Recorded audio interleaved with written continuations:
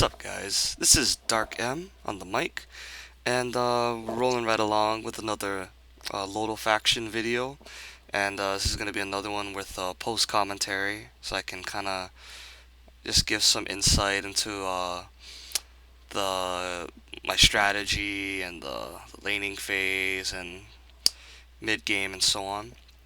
And this is going to be just focusing on bottom lane, myself and sniperworm. And as you can see, I went Graves this game, and I usually don't team up with Matt's Leona often, but we wanted to try it because this was on a Sunday, and Sundays for us are now kind of like our serious practice day where we actually try lane combinations, team comps. We were running a lot of Karthus comps this past week. Okay, so I'm gonna speed this up a little bit. I'm gonna try to speed up vast majority of the laning phase and just the downtime. Okay, so we're up against a Sivir Soraka, which is a sustain lane, obviously, because Walking Fountain. And but luckily we have a burst lane, which does pretty well against sustain lanes. You just blow all your shit on them in one go, and you get rid of them. And before anyone asks, yeah, I should have took Ignite, and Odo should have took Exhaust. Mainly because when the Exhaust is down, I get 5 AP, 5 AD. So, one of the important things that I talked about with Matt is that it's very important in the first couple minutes of laning to get an idea of what kind of opponents you're dealing with. You know, are they aggressive? Are they super passive? So you'll see Matt just kind of like let himself get hit for free right there and not do anything because he's just observing them. It's kind of like fighting games.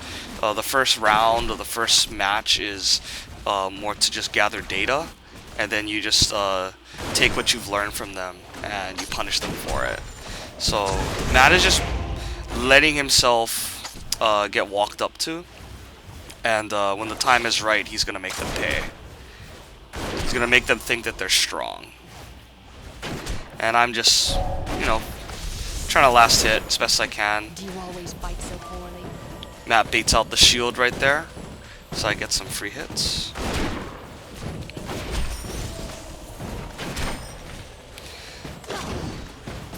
Oh, close. Almost. And we're up against a Mumu jungle, which is typically kind of slow, so we don't really need to worry about warding just yet. Maybe in a couple minutes, though, once he's getting closer to, potentially closer to 6. Oh, and another heads up about this match is that MrEh does die a lot, but that's not his fault.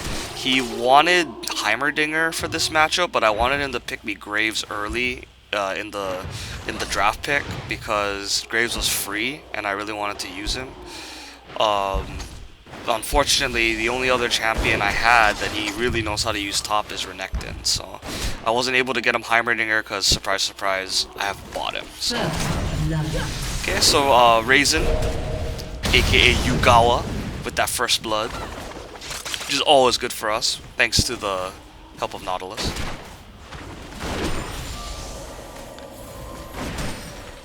Okay, so right here I'm probably just communicating with Odo, communicating with your support if you're in a pre-made, very, very important. He's just asking me, he's just pretty much telling me when he's probably gonna be ready. He said he's kind of waiting, so I was like, okay. And what he's trying to do right here is he's trying to let his health get a little lower so that he can bait them into commit.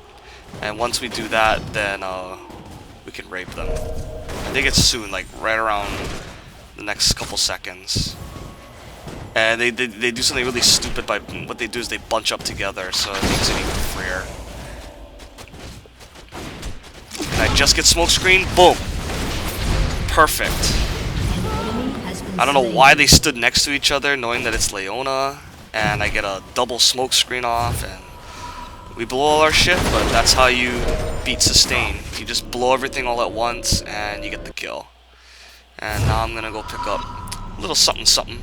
This is actually kind of perfect timing. I just got 950 gold. Around 950, 1000 gold is a good benchmark for 80 carries. You get to pick up 2 Dolan's blades and some pots, which is great.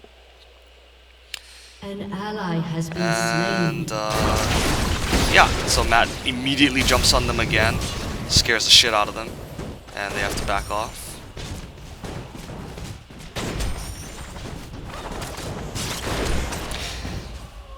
Okay, so we just kind of go back to laning. Not much really happens. I think a Mumu visits us maybe once or twice, but nothing really comes of it. And I'm basically just trying to maintain the lead. I miss a bunch of last hits, I know, but last hitting sometimes you get into that rhythm where you just kind of miss some last hits just by the way the creeps move or whatever. Then I'm trying really hard not to get hit by the boomerang blade, because I know that she's looking to trade with me. Okay, so Mumu comes bottom, Matt has to flash, and I use my E on reaction to avoid his little cable, I guess, cable toss. Okay, then we go back to laning, more last hitting, just zoning and shoving it to the tower. As you can see, she's losing a lot of CS under the tower. An ally has been slain. And I think overall during the match, I end up going pretty high over her on CS. That little magic spot right there under the tower where it doesn't aggro you, but you can kind of walk up and hit them. Oh, it's nice. And Matt just staying in the river, keeping them zoned, and also checking for a Mumu. Honestly, at this point, I probably should have told Matt to like get a ward on Dragon or something. Even though he is the one with the wards, you know, it's always a team. It's a team responsibility to think about warding. So I probably should have asked him to do it a lot earlier.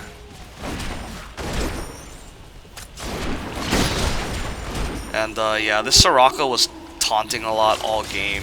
It was kind of annoying. Clearly she was either overconfident or just trolling. Probably a little bit of both, but then again, I guess when you're Soraka, you don't really have a whole lot to do other than... Okay, so we jump on them again, pretty standard.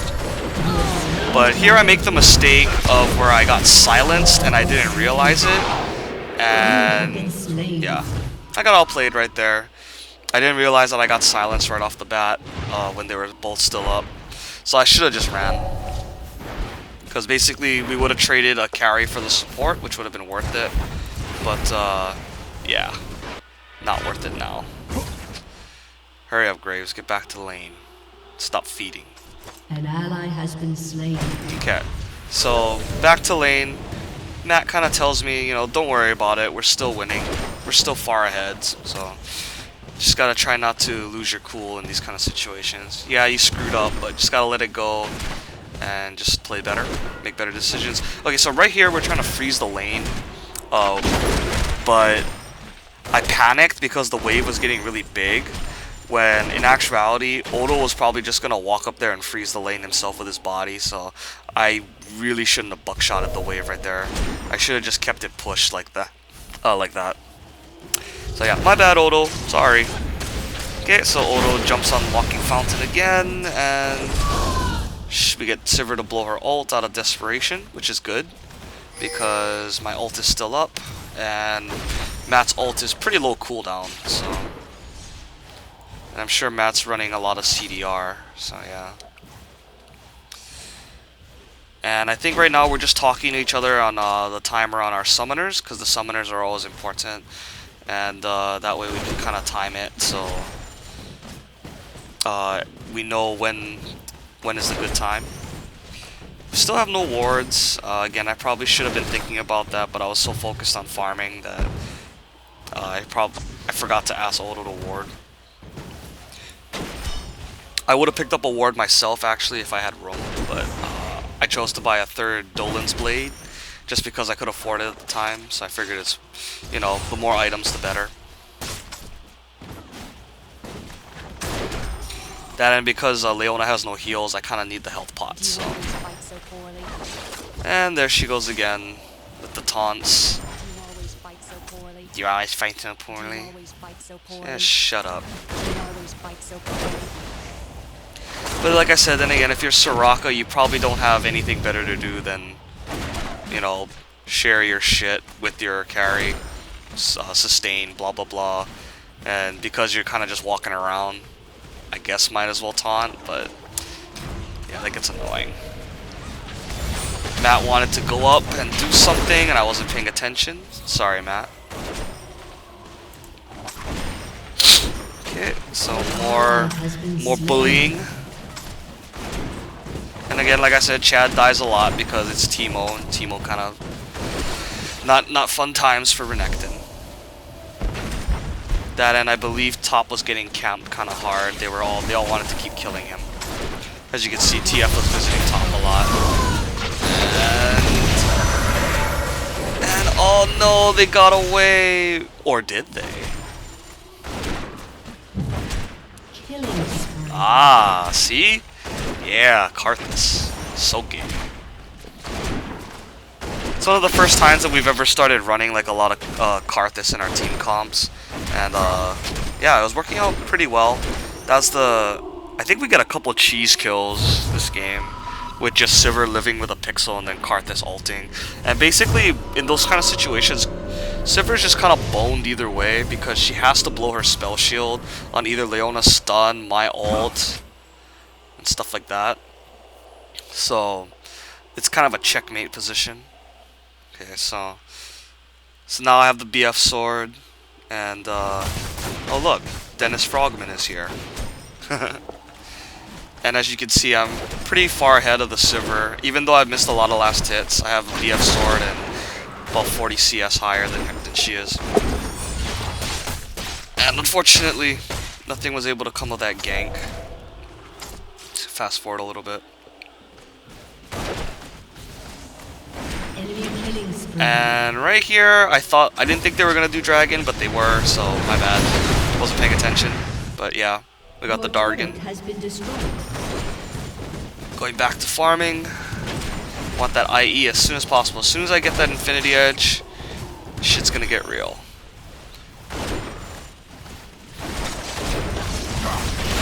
Okay, and unfortunately I didn't have my exhaust up yet. If I did, that would have been a death for sure. But oh well, what can you do? Still puts a lot of pressure on them. Okay, here they tried. They're like, okay, enough is enough. We're gonna fuck this bottom lane up. TF comes down, but we're like, nah, man, nah, no way. Ooh, but we turn it into a pretty good counter gank. We get a 3-for-1 right here. Unfortunately, Matt was the one that went down. But it's a good trade, and that was a nice wall by Raisin covering my escape. Much appreciated. But yeah, they tried to make something happen right there, but luckily Reed was around and presence of mind by Matt to jump on the TF aggressively right there. That was really good.